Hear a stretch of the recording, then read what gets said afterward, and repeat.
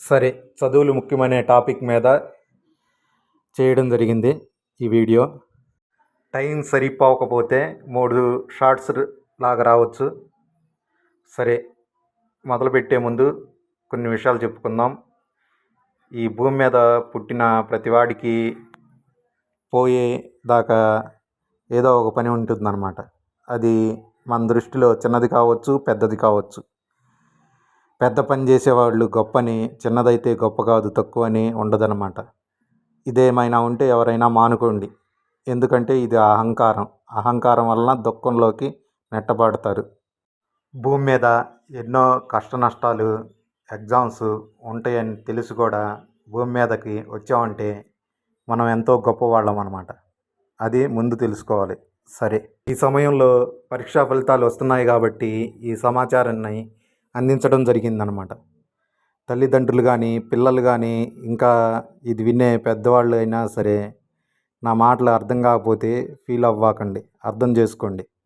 ఎవరిని తప్పు పడటం లేదనమాట, తప్పు పట్టను కూడా. చెప్పవలసిన అవసరం ఈ సమయంలో వచ్చింది కాబట్టి చెబుతున్నా. సరే, ముందుగా పద్యం ఒకసారి చూద్దాం.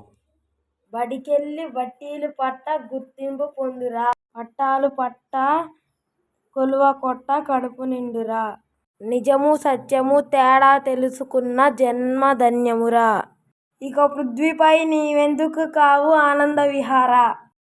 సరే, ఫస్ట్ 2 లైన్లు తేలిగ్గున్నాయి కాబట్టి వివరించుకుందాం. బడికెళ్ళి బట్టీలు పట్ట గుర్తింపు పొందురా అంటే బడికెళ్ళి బట్టీలు పడతారంట, పట్టి మార్కులు సంపాదిస్తారనమాట. మార్కులు వచ్చిన తర్వాత పట్టాలు వస్తాయిగా, అట్లా అదే డిగ్రీ పట్ట, ఇంజనీరింగ్ పట్ట అని పట్టాలన్నమాట. అంటే అవి తీసుకొని కొలువు కొడతారనమాట. కొలువు అంటే ఇక్కడ ఉద్యోగం అన్నమాట. అప్పుడు కడుపు నిండిద్ది అనమాట, సుఖపడతాము, అవసరాలన్నీ తీరుతూ ఉంటాయి అన్నమాట. అయినప్పటికీ ఏదో వెలితి అనమాట.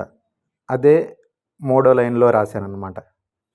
అదేంటి, నిజము సత్యము తేడా తెలుసుకున్న జన్మ ధన్యం అంట. అప్పటిదాకా జన్మ ధన్యం కాదనమాట. ఇన్నాళ్ళ నుంచి బడికి వెళ్ళాము, కొంతమంది చదువు కూడా పూర్తయింది, జీవితంలో ఈ జన్మ కూడా పూర్తి కాబోతుంది. మనందరికీ నిజం సత్యం తేడా తెలుసుకోలేని చదువులు చదివామన్నమాట, చదువుతున్నాము. సరే, ఇది షార్ట్ కాబట్టి లెంత్ అయినట్టుంది. మళ్ళీ వచ్చే షార్ట్లో చెప్తాను. ఉంటా.